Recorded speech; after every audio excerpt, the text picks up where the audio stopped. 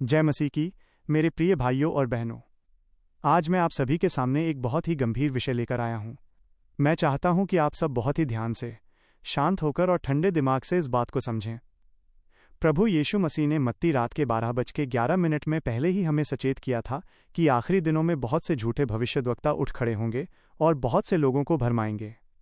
आज हमारे मसीही समाज के बीच ठीक ऐसा ही हो रहा है। कुछ लोगों ने परमेश्वर के इस पवित्र वचन को एक धंधा और बिजनेस बना लिया है।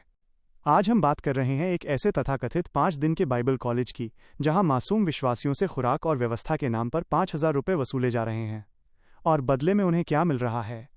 वचनों की भयंकर मिलावट, दिमाग को सुन कर देने वाली सैकड़ों स्लाइड्स, झूठी शिक्षा और एक नकली सर्टिफिकेट। मेरे प्रियों, आज हम सबको सही से जागने की जरूरत है। आइए हम सब मिलकर इस पूरे खेल को वचन, गणित और सच्चाई के चश्मे से गहराई से समझते हैं। पहले हम इसके आर्थिक गणित को सीधा समझते हैं, ताकि दूध का दूध और पानी का पानी हो जाए। दावा किया जाता है कि आपसे पढ़ाई का कोई पैसा नहीं लिया जा रहा। ये 5,000 रुपये सिर्फ आपकी खुराक और रहने का खर्च है। आइए आज के समय के हिसाब से इसका सीधा हिसाब लगाते हैं। मान लीजिए यहाँ एक बैच में 12 लोग एक साथ ये कोर्स कर रहे हैं।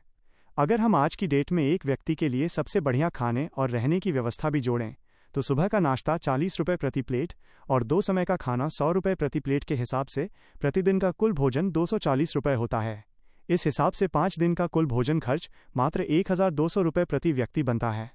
अब इसमें कोलगेट, ब्रश, साबुन, लाइट बिल यानी बड़ी ई पंखे का खर्च और छोटी मोटी दवाइयों का खर्च भी जोड़ लें तो 5 दिन का प्रति व्यक्ति ये फुटकर खर्च 500 रुपये से ऊपर नहीं जाता। यानी एक व्यक्ति का 5 दिन का कुल असली खर्च लगभग 1,700 रुपये होता है। अब आप खुद सोचिए, आपसे लिए जा रहे हैं 5,000 रुपये, जबकि असली खर्च है मात्र 1,700 रुपये। इसका मतलब है कि प्रति व्यक्ति 3,300 रुपये का सीधा मुनाफा कमाया जा रहा है। और जब 12 लोग एक साथ बैठते हैं तो थोक में खाना बनाने पर यह खर्च और भी आधा हो जाता है। 12 लोगों से कुल 60,000 रुपये इकट्ठे किए जाते हैं, जबकि उन 12 लोगों का असली खर्च 20,000 रुपये भी नहीं आता। और सबसे बड़ी बात तो यह है कि वो फार्म हाउस कोई उनका अपना खुद का नहीं है, बल्कि वो आप ही जैसे लोगों के पैसे से, कलीसिया के पैसे से बना है। जब वो लोगों के दान और खून पसीने की कमाई से बना है, तो वहाँ तो हर एक चीज़ बिल्कुल फ्री होनी चाहिए थी। फिर वहाँ खुराक के नाम पर इतना भारी पैसा लेकर लोगों को क्यों ठगा जा रहा है? आप खुद अपने दिल से पूछिए, क्या ये मुफ्त की मसीही सेवा है या फिर मसीहियत के नाम पर अंधाधुंध कमाई का जरिया? अब हम इसके दूसरे और सबसे खतरनाक पहलू पर आते हैं, वो है वचन की मिलावट। वो दावा करते हैं कि वे बाइबल की 66 पुस्तकों से बाहर नहीं जाएंगे, लेकिन असलियत में वहाँ प्रामाणिक बाइबल को छोड़कर हनोक की किताब और याशार की किताब जैसी रहस्यमयी और अप्रामाणिक किताबों को मिक्स करके सिखाया जा रहा है। हनोक की किताब की स्लाइड्स दिखाई जा रही हैं, जिनमें दानवों की उत्पत्ति, जादू टोना और मनगढ़ंत कहानियों का जिक्र है। बाइबल कहती है कि परमेश्वर ने पूरी सृष्टि को 6 दिनों में बनाया, लेकिन इस कॉलेज में दिमाग को भ्रमित करके सिखाया जाता है कि सृष्टि सिर्फ 3 दिनों में हुई।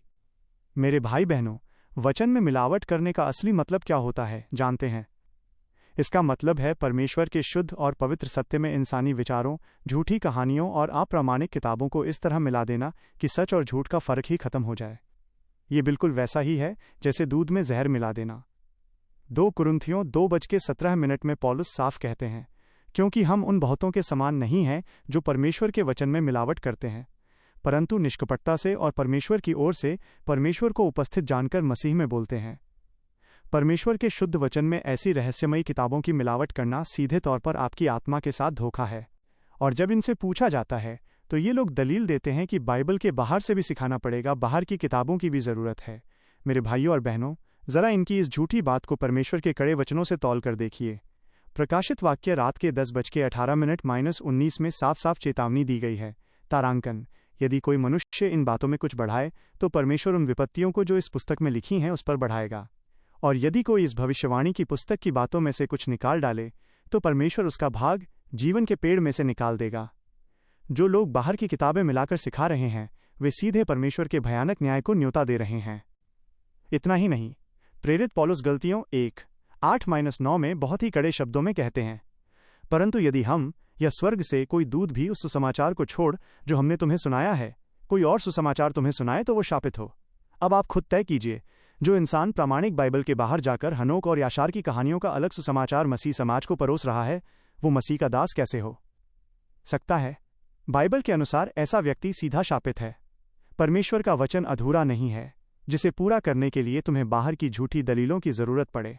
अब ज़रा शांत मन से सोचिए, जो लोग 5 दिन में बाइबल कॉलेज करवा रहे हैं, क्या उन्होंने कभी बाइबल के इतिहास को ध्यान से पढ़ा है? आइए हम इतिहास के सबसे बड़े प्रेरित पौलुस के जीवन को देखते हैं। पौलुस कोई साधारण व्यक्ति नहीं थे। वो उस समय के सबसे बड़े विद्वान गमालियल के चरणों में बैठकर पूरी व्यवस्था सीख चुके थे। लेकिन जब दमिश्क के रास्ते पर प्रभु यीशु मसीह ने उन्हें दर्शन दिया और उनका जीवन बदला, तो क्या पौलुस ने 5 दिन में सीखकर तुरंत दूसरों को सिखाना और चेले बनाना शुरू कर दिया था? बिल्कुल नहीं। गलतियों 1:17 के अनुसार प्रभु का दर्शन पाने के बाद पौलुस तुरंत यरूशलेम के प्रेरितों के पास नहीं गए, बल्कि वे 3 साल के लिए अरब देश चले गए। एकांत में, प्रार्थना में और प्रभु यीशु मसीह के सीधे प्रकाशन के द्वारा उन्होंने 3 साल तक वचन की गहराई को समझा और आत्मसात किया। उसके बाद ही उन्होंने प्रभु के सुसमाचार को सिखाना शुरू किया। मेरे प्रियों, जब प्रेरित पौलुस जैसे महान विद्वान को प्रभु की सेवकाई और सही शिक्षा के लिए 3 साल का लंबा समय लगा, तो आज ये लोग कौन होते हैं जो दावा करते हैं कि वे मात्र 5 दिन के भीतर आपको बाइबल कॉलेज करवा देंगे और सब कुछ सिखा देंगे? 5 दिन का ये कैसा बाइबल कॉलेज है जहां एक दिन में 150, 200 या 250 स्लाइड स्क्रीन पर दौड़ा दी जाती हैं? कोई नया व्यक्ति जो वहां सीखने गया है, वो इतनी तेजी से भागती हुई तस्वीरों और कड़ियों को देखकर क्या सीखेगा?